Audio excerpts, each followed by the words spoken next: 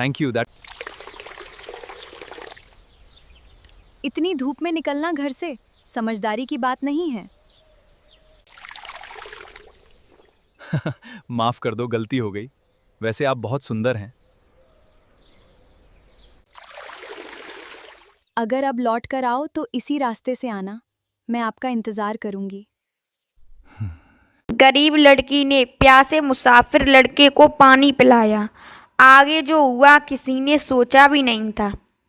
दोस्तों, यह कहानी है राजस्थान के अलवर की, जहाँ दोपहर के करीब 12 बजे सूरज आग बरसा रहा था। उसी समय अलवर शहर का रहने वाला 28 साल का आदित्य अपनी बाइक से अपने मामा के गांव की ओर निकला था। वो जयपुर की एक प्राइवेट कंपनी में सुपरवाइजर था और कई महीनों बाद छुट्टी लेकर घर आया था। सुबह उसकी माँ ने मुस्कुराते हुए कहा था, बेटा तेरे मामा बार बार फोन कर रहे हैं, इस बार उनके बाग में आम खूब हुए हैं, कह रहे थे कि आदित्य को भेज देना, कुछ आम और दूसरे फल ले जाएगा तो हमें भी खुशी होगी। आदित्य ने पहले टालने की कोशिश की, लेकिन माँ की बात वो कभी नहीं टालता था। उसने बाइक साफ की, थोड़ा सामान रखा और निकल पड़ा। मामा का गांव करीब 70 किलोमीटर दूर था। उसे लगा था कि सफ़र आसान रहेगा, लेकिन जैसे जैसे समय बीतता गया गर्मी उसकी सारी हिम्मत तोड़ने लगी। हेलमेट के अंदर पसीना बह रहा था, हाथ दब चुके थे। बाइक का इंजन भी गर्म होकर पैरों तक गर्मी पहुंचा रहा था। करीब 40 किलोमीटर चलने के बाद उसे लगा कि अगर 2 मिनट भी कहीं नहीं रुका तो हालत और ख़राब हो जाएगी। उसने इधर उधर नज़र दौड़ाई, तभी सड़क किनारे एक छोटा सा साफ सुथरा घर दिखाई दिया। घर के सामने फैला हुआ एक बरगद का पेड़ था, जिसकी घनी छांव दूर से ही राहत का एहसास करा रही थी। पेड़ के नीचे एक हैंडपंप और उसके चारों ओर पक्की चौकी बनी थी। आदित्य ने बिना देर किए बाइक वहीं रोक दी। बाइक से उतरते ही उसने सबसे पहले हेलमेट उतारा और लंबी सांस ली। ऐसा लगा जैसे किसी ने तपते रेगिस्तान में अचानक ठंडी हवा छोड़ दी हो। उसने हैंडपंप चलाया। बर्फ जैसा तो नहीं, लेकिन मिट्टी की सौंधी खुशबू लिए ठंडा पानी निकला। उसने पहले दोनों हथेलियों पर पानी डाला, फिर चेहरा धोया। आंखों पर पानी पड़ते ही सारी थकान जैसे कुछ पल के लिए गायब हो गई। उसने सिर भी भिगो लिया और फिर झुककर जी भरकर पानी पिया। कई मिनट तक वही बैठा रहा। तभी पीछे से किसी के कदमों की हल्की आवाज़ आई। उसने पलटकर देखा तो एक सड़क के दूसरी ओर से एक लड़की उसकी तरफ चली आ रही थी। साधारण सूट सलवार, चेहरे पर बिना किसी बनावटीपन की मुस्कान और हाथ में सब्जियों का छोटा सा थैला। वो घर के दरवाजे तक पहुंची, फिर आदित्य की तरफ देखकर रुक गई। कुछ पल उसने गौर से देखा, जैसे पहचानने की कोशिश कर रही हो। आदित्य भी असहज होकर खड़ा हो गया। लड़की ने हल्की मुस्कान के साथ नमस्ते की। आदित्य ने भी जवाब में नमस्ते कर दिया। लड़की बोली, मुझे लगा शायद कोई हमारे यहाँ आया है, इसलिए देखने चली आई। आदित्य मुस्कुराया और बोला, नहीं, मैं तो बस रास्ते से जा रहा था, गर्मी बहुत थी इसलिए 2 मिनट के लिए रुक गया। लड़की अपनी ही बात पर हंस पड़ी। अच्छा, मैंने तो बेकार में आपको मेहमान समझ लिया। इतना कहकर वो घर के अंदर गई और कुछ ही देर में एक प्लास्टिक की कुर्सी लेकर लौट आई। उसने कुर्सी बरगद की छांव में रख दी और बोली, इतनी धूप में खड़े मत रहिए, बैठ जाइए। आदित्य ने पहले मना किया, लेकिन लड़की के बार बार कहने पर वह बैठ गया। कुछ पल दोनों के बीच खामोशी रही। फिर आदित्य ने पूछा, यह घर आपका है? लड़की ने सिर हिलाकर कहा, हाँ, मेरा ही घर है। मेरा नाम पूजा है। आदित्य ने भी अपना परिचय दिया। उसने बताया कि वह अलवर शहर से आया है और अपने मामा के गांव जा रहा है। पूजा मुस्कुराकर बोली, इतनी दोपहर में निकलना भी कोई समझदारी है? आदित्य हंस पड़ा, गलती हो गई। सुबह निकलना था लेकिन देर हो गई। अब गर्मी ने हालत खराब कर दी। दोनों की बातचीत धीरे धीरे सहज होती चली गई। पूजा ने पूछा कि वह क्या काम करता है। आदित्य ने बताया कि वह जयपुर की एक कंपनी में नौकरी करता है। फिर उसने भी पूजा के बारे में पूछा। उसने बताया कि उसकी पढ़ाई पूरी हो चुकी है और फिलहाल घर पर ही रहती है। बातों के बीच पूजा अंदर गई और फ्रिज से ठंडा पानी की बोतल और साथ में बिस्किट लेकर आई। आदित्य ने कहा, अरे इसकी क्या जरूरत थी? पूजा ने सहज भाव से जवाब दिया, हमारे दरवाजे पर कोई प्यासा आए और हम पानी भी ना पूछें, ऐसा हमारे घर में नहीं होता। उसकी बात सुनकर आदित्य के चेहरे पर मुस्कान आ गई। उसने महसूस हुआ कि आज भी दुनिया में ऐसे लोग हैं जो बिना किसी मतलब के अपनापन दे देते हैं। बातों बातों में लगभग 1 घंटा कब बीत गया दोनों को पता ही नहीं चला। अब धूप थोड़ी और तेज हो चुकी थी, लेकिन आदित्य की थकान जैसे कहीं गायब हो गई थी।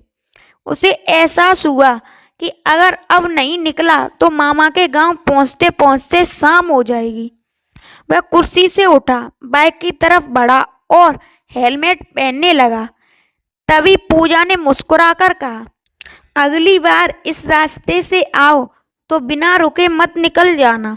आदित्य ने भी मुस्कुराते हुए जवाब दिया, अब तो रुकना ही पड़ेगा।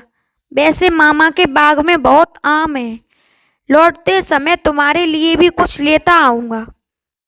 पूजा ने इसे मजाक समझकर हल्की हंसी में बात टाल दी, लेकिन आदित्य ने यह बात बिल्कुल दिल से कही थी।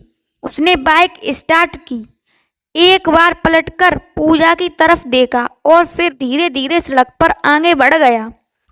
लेकिन उसका ध्यान बार बार पीछे छूट रहे उस छोटे से घर को और बरगद की छांव में चल रहा था। वह खुद भी नहीं समझ पा रहा था कि आखिर कुछ देर की मुलाकात किसी को इतना क्यों याद रहने लगती है। थोड़ी देर बाद वह अपने मामा के गांव पहुंच गया। मामा और मामी उसे देखकर बहुत खुश हुए। घर में बैठते ही ठंडा छाछ मिला, फिर खाने की थाली सामने आ गई।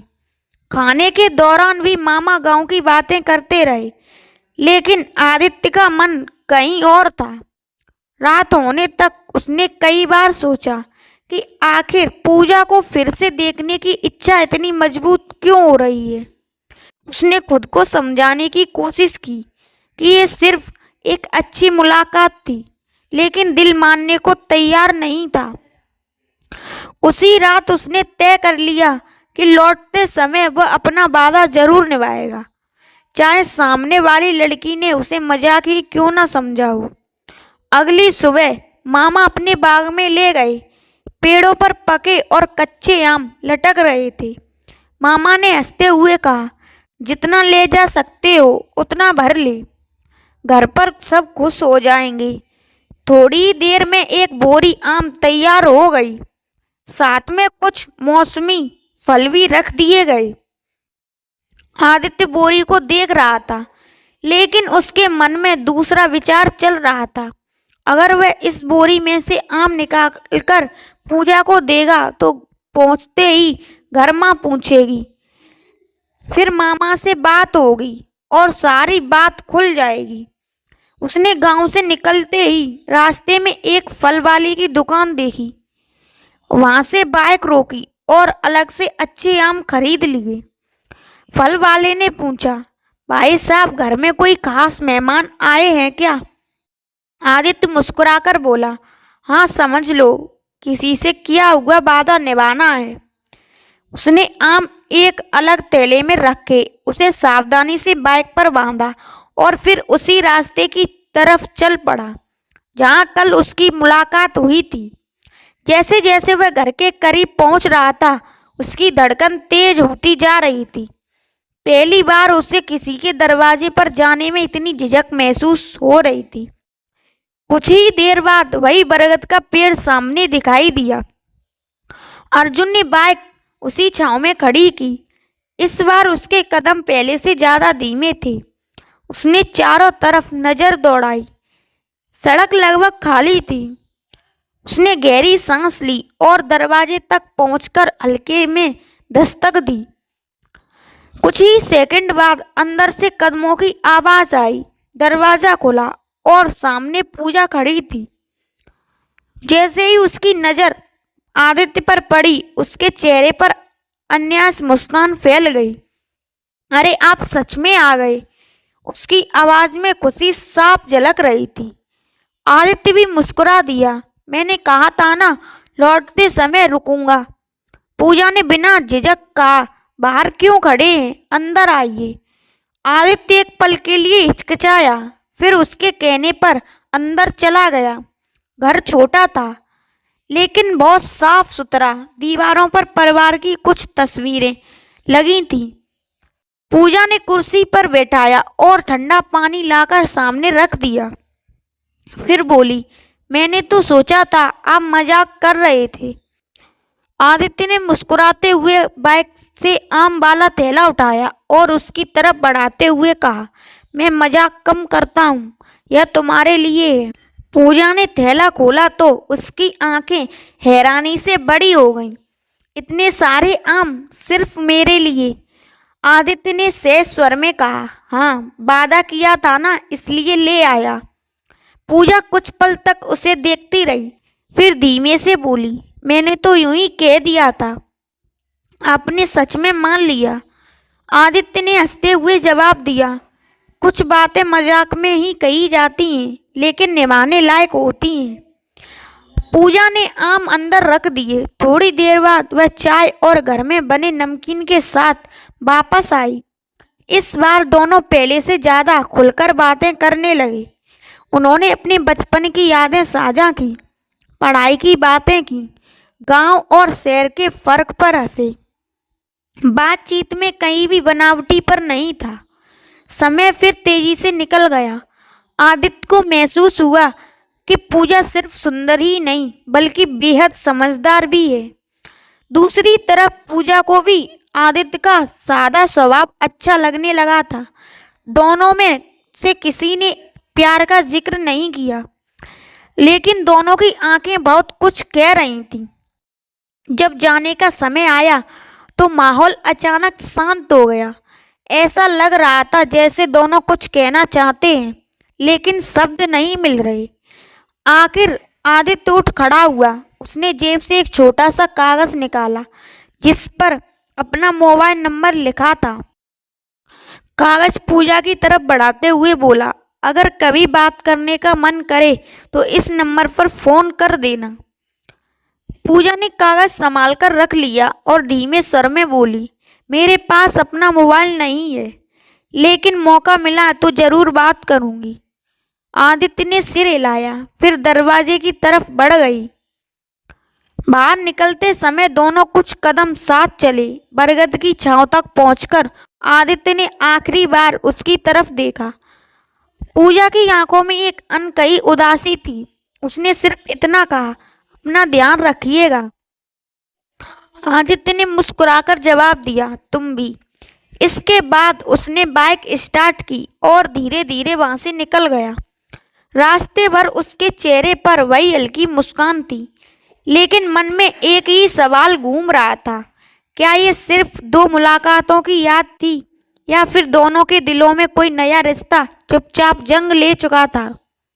इस सवाल का जवाब आदित्य के पास भी नहीं था। घर लौटने के बाद कई दिनों तक वह अपने काम में खुद को व्यस्त रखने की कोशिश करता रहा। छुट्टियां खत्म हुई तो वह वापस जयपुर चला गया और पहले की तरह कंपनी में काम करने लगा। सुबह दफ्तर, शाम तक काम और फिर कमरे पर लौटकर आराम। बाहर से सब कुछ पहले जैसा था लेकिन अंदर बहुत कुछ बदल चुका था।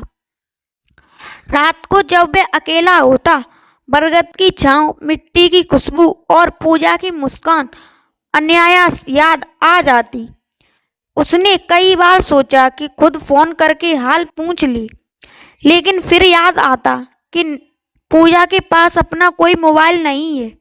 वह यह भी नहीं चाहता था कि उसके घर में किसी को गलतफहमी हो, इसलिए उसने इंतजार करना ही ठीक समझा।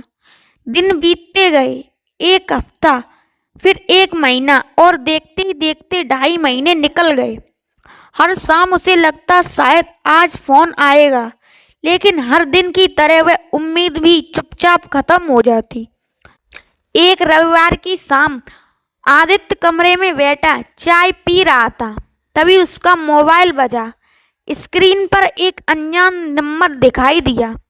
उसने सामान्य अंदाज में कॉल उठाई। हेलो। दूसरी तरफ कुछ पल खामोशी रही, फिर बहुत धीमी आवाज आई। पहचाना? आदित्य ने आवाज सुनते ही कप मेज पर रख दिया। पूजा उधर से हल्की सी हंसी सुनाई दी। इतने दिनों बाद भी पहचान लिया? आदित्य के चेहरे पर अपने आप मुस्कान आ गई। पहचानने वाली बात ही क्या थी? मैं तो इतने दिनों से तुम्हारे फोन का इंतजार कर रहा था। पूजा कुछ पल तक चुप रही, फिर बोली, नंबर सुरक्षित रखा था, लेकिन मौका ही नहीं मिला।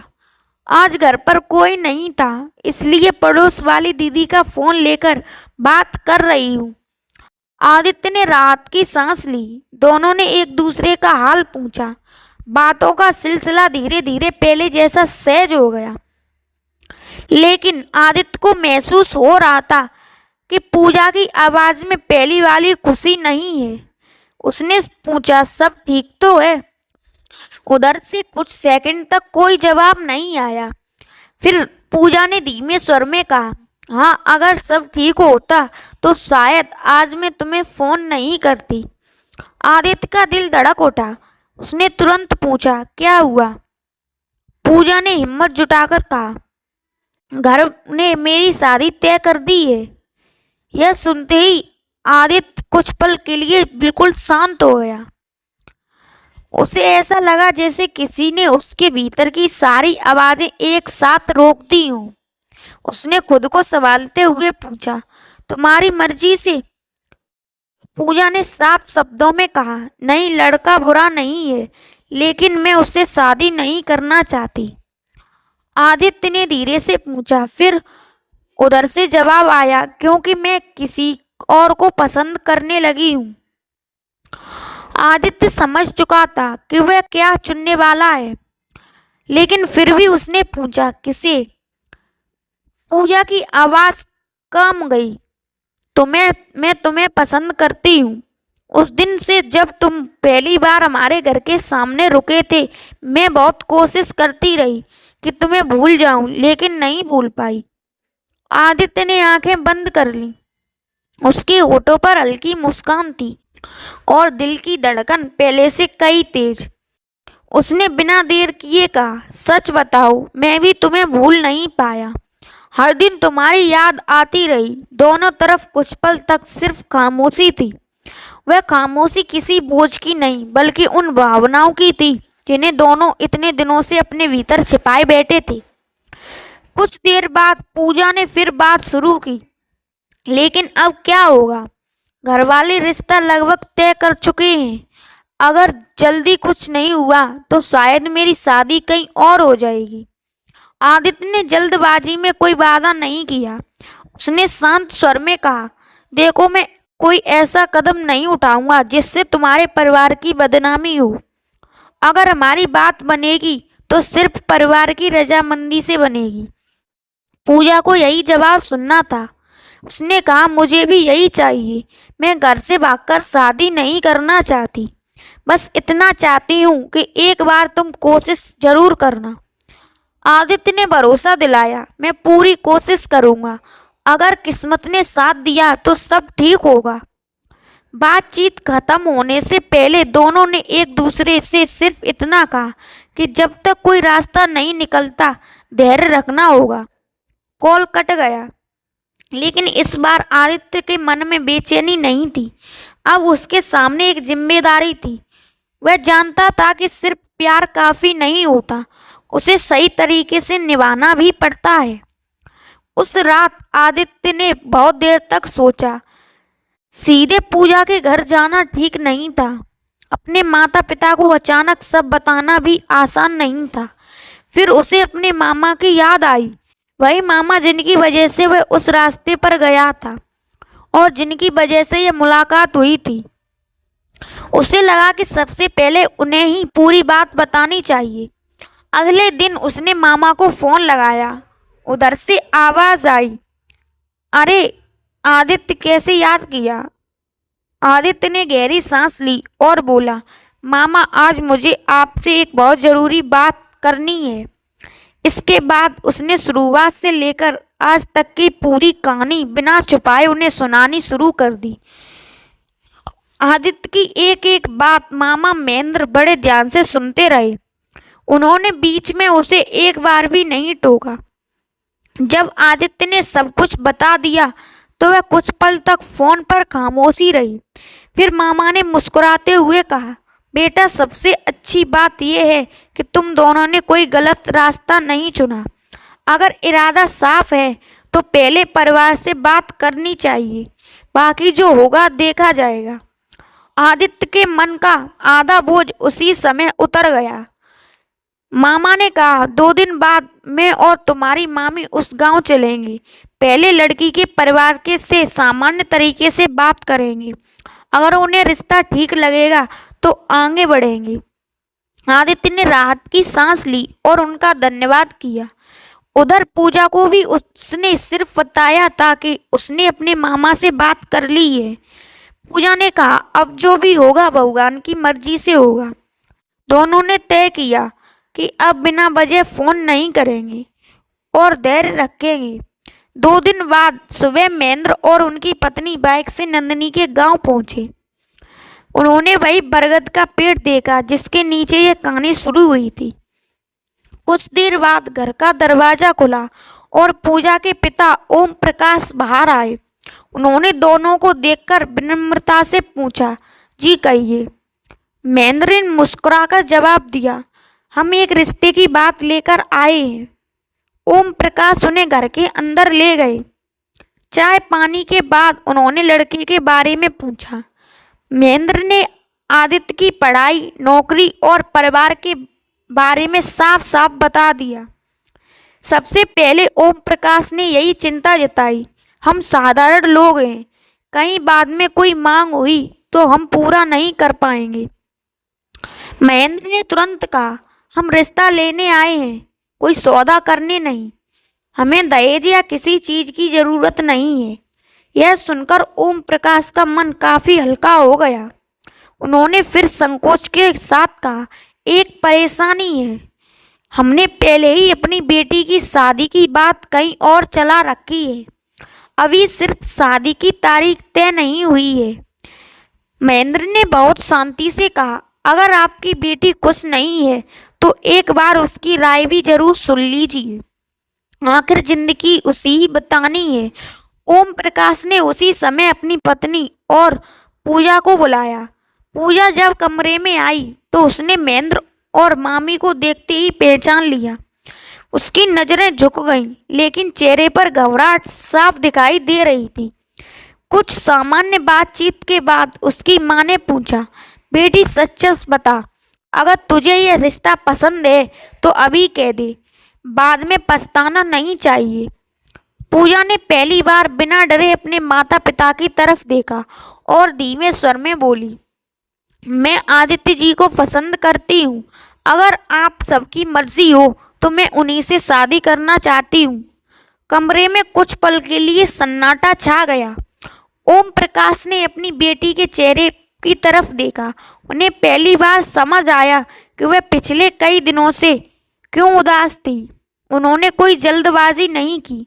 पहले उन्होंने अपने रिश्तेदार से बात की, फिर जहां पहले रिश्ता तय हुआ था वहां सम्मान के साथ माफ़ी मांगकर बात खत्म कर दी।